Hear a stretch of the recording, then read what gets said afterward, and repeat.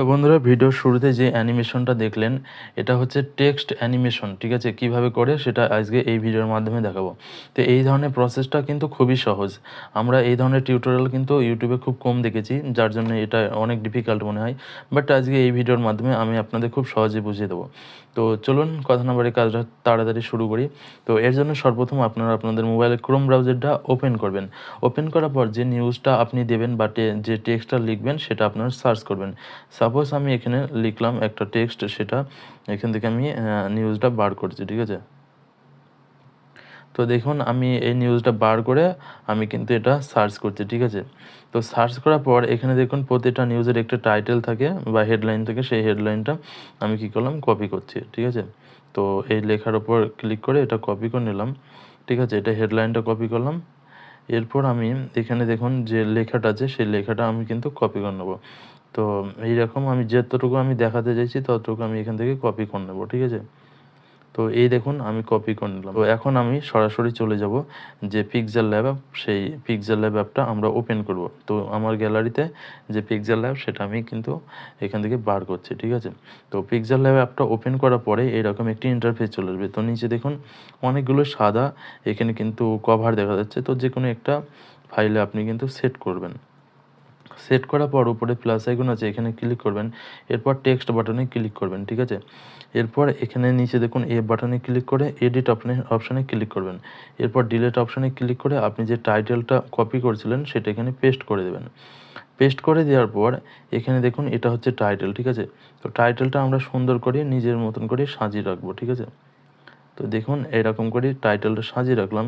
এরপর এগুলো বাঁ দিকে নিয়ে যাবেন। বাঁ দিকে নিয়ে যাওয়ার পর এখানে দেখুন একটা অপশন পাবেন আপনার স্টাইল। এই স্টাইল অপশনের উপর ক্লিক করে এই যে বোল্ড আছে বি, এই বি এর উপর ক্লিক করলে এটা মোটা হয়ে যাবে, ঠিক আছে?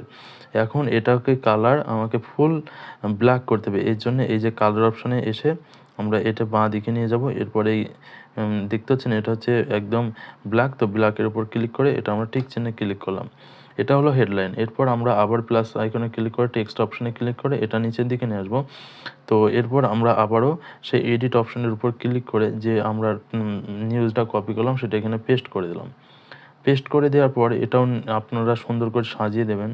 তো আমি সাজিয়ে নিচ্ছি, আপনারা দেখুন আমার মতন করেই সাজাবেন বা আপনি যেরকম আপনার এতে ভালো লাগবে, নিউজের সঙ্গে যেরকমভাবে খাপ খাবে সেরকম করে আপনি সাজিয়ে নেবেন, ঠিক আছে?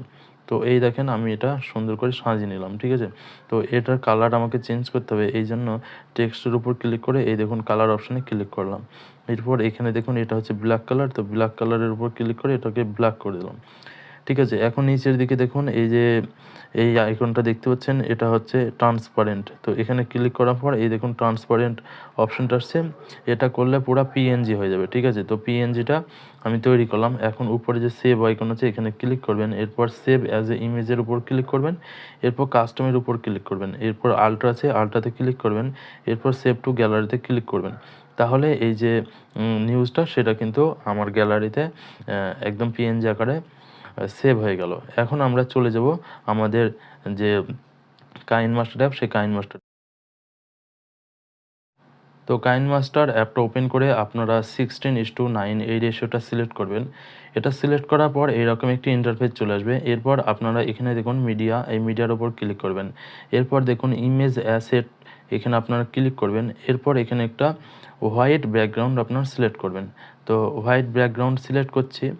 তো এরপর আপনারা যতটুকু করবেন ততটুকু আপনারা একটা টাইমিং সেটিং করে নেবেন, ঠিক আছে? এরপর লেয়ার অপশানে ক্লিক করবেন। এরপর যে পিক্সেল ল্যাব থেকে যে আমি লেখাটা পিএনজি আকারে সেভ করেছিলাম সেটা এখান থেকে সিলেক্ট করব। তো এর জন্য পিক্সেল ল্যাব থেকে আমি এই লেখাটা সিলেক্ট করলাম। তো দেখতে পাচ্ছেন এটা আমি সিলেক্ট করে নিলাম, ঠিক আছে? এরকম করে সিলেক্ট করে নিলাম, আপনারাও করে নেবেন। এরপর আপনি যে টেক্সটটা অথবা যে ফটোটা আপনি এখানে অ্যানিমেশনে কাজ করবেন সেগুলো আপনারা সেট করে দেবেন। তো আমি একটা পিএনজি এখান থেকে আমি সিলেক্ট করে নিচ্ছি। তো দেখতে পাচ্ছেন আমি একটি ফটো এখান থেকে কিন্তু সেভ করে নিলাম, মানে ইম্পোর্ট করে নিলাম, ঠিক আছে? তো এখন আমার কাজ হলো কি সবগুলো যে টেক্সট এবং যে ফটোগুলো আমি অ্যানিমেশনে কাজ করব সেগুলো অ্যাড করে নেওয়া। তো আমি এগুলো অ্যাড করে নিয়েছি। এখন কাজ হবে যে এই যে টেক্সট এবং যে ইমেজ আছে ফটো, এই ফটোগুলোর অ্যানিমেশন দেওয়া। তো তার জন্যে যেহেতু আমি ফার্স্টে আমি এই যে মণিপুর ভায়োলেন্স যে নিউজটা আছে, এই যে টেক্সট আছে, এই টেক্সটের আমি অ্যানিমেশন করব। এর জন্য এটার উপর ক্লিক করব। এরপর আমরা এই ইন অ্যানিমেশনে ক্লিক করব। এরপর এখানে দেখুন স্লাইড রাইট আছে, এখানে আপনারা ক্লিক করবেন। এরপর এটার একটু এটা বাড়িয়ে দেবেন, তাহলে এটা ধীরে ধীরে বাঁ দিক থেকে ডান দিকে আসবে, ঠিক আছে। এরপর আপনারা ব্যাক করবেন। এরপর এখানে দেখুন আউট অ্যানিমেশন আছে, এখানে আপনারা ক্লিক করে ফিডে ক্লিক করবেন, ঠিক আছে। সবসময় আউট অ্যানিমেশন ফিড করবেন, তাহলে ভালো লাগবে। এরপর এটাও টেক্সট হয়ে গেল। এরপর আমরা ফটোটার উপর ক্লিক করব। এরপর একই পদ্ধতিতে ফটোটাকে আমরা অ্যানিমেশন দেবো। তো ওটা স্লাইড রাইট থেকে এসছে, এটা আমরা স্লাইড লেফট থেকে দেবো। তাহলে এটা ডান দিক থেকে বাঁ দিকের দিকে যাবে, ঠিক আছে। তো এটা আমরা একটু মানে স্লো মোশন করে দিলাম। এরপর আউট অ্যানিমেশনে আমরা কি দেবো, ফেড। ওকে, তো এটা হলো কি আমাদের ফটো এবং ইমেজে আমাদের যে অ্যানিমেশন সেগুলো অ্যাড করা। তো এখন আমরা কি করব, এই ফটোগুলোতে আমরা যে টেক্সট যে মার্কার যে সিলেক্ট হয় না, সেটা আমরা সিলেক্টিভ যে অ্যানিমেশন সেটা আমরা অ্যাড করব। তো এর জন্য কি করতে হবে, এর জন্য এই লেয়ার অপশানে ক্লিক করতে হবে। এরপর এই দেখুন হ্যান্ড রাইটিং আছে, এখানে আপনারা ক্লিক করবেন।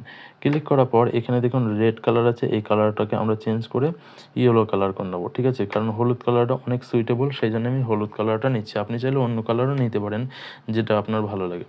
তো আমি হলুদ কালারটা নিয়ে এখানে টিক চিহ্নে ক্লিক করলাম। এরপর এই দেখুন পেন আইকন আছে, এই পেন আইকনের উপর ক্লিক করবেন।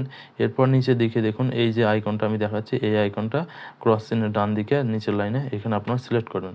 তো দেখতে পাচ্ছেন এখানে হলুদ কালার এবং এই আইকনটা সিলেক্ট করা হয়ে গেল।